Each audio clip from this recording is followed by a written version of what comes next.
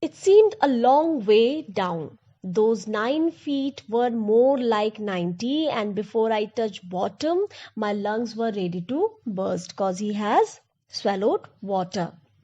But when my feet hit bottom, I summoned. Summoned means I called.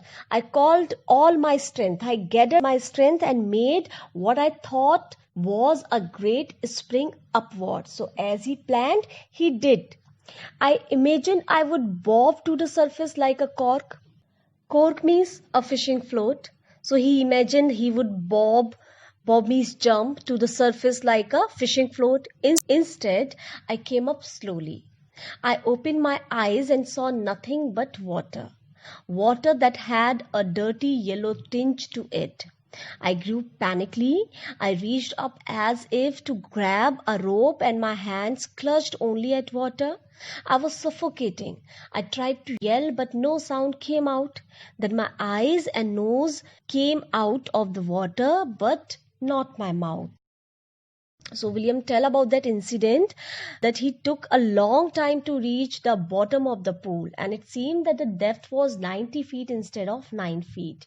He could not hold his breath and felt as if his lungs would burst as he had swallowed water. When his feet touched the bottom of the pool, he gathered all his strength and jumped upwards. He had thought that the next moment he would come out of the pool, but the opposite happened. His movement upwards was slow, and when he opened his eyes, he saw water all around, which was yellowish in color. William got scared and tried to grab something, a rope or anything which could save him, which would help him reach the edge of the pool, but he got nothing other than water. William was at a loss of breath and tried to scream for help, tried to shout for help, but no sound came out of his mouth.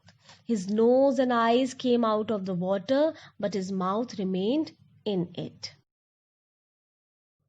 I flailed at the surface of the water. Flailed means waved his hands. So I flailed at the surface of the water, swallowed and choked. I tried to bring my legs up, but they hung as dead weights, paralyzed and rigid. William says that he waved his hands at the surface of the water for help, but he swallowed water and choked himself. He tried to pull his legs up, but they were very heavy and lifeless. A great force was pulling me under. I screamed, but only the water heard me. I had started on the long journey back to the bottom of the pool. So he felt that something was pulling him towards the depth of the pool. He screamed, but his voice did not go out of the water. Once again, William started going down towards the bottom of the pool.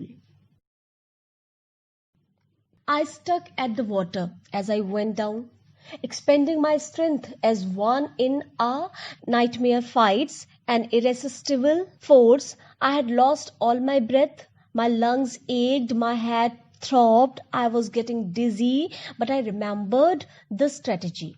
I would spring from the bottom of the pool and come like a cork to the surface. I would lie flat on the water, strike out with my arms and thrash with my legs. Then I would get to the edge of the pool and be safe. So here he tells that he tried to save himself from drowning in the pool and tried to grab something. But as there was water all around, he could not do so. He compares his situation to a person who sees a nightmare. Nightmare? Bad dream. And fights against a dreadful dream, but is unable to ward it off. William was breathless. He felt pain, acme's pain in his lungs, and his head felt a sensation of beating. He was getting unconscious, dizzy means unconscious, and but he could recollect the plan to save himself. And it was his plan that as his feet touched the bottom, he would take a leap and jump up to the surface in a jiffy.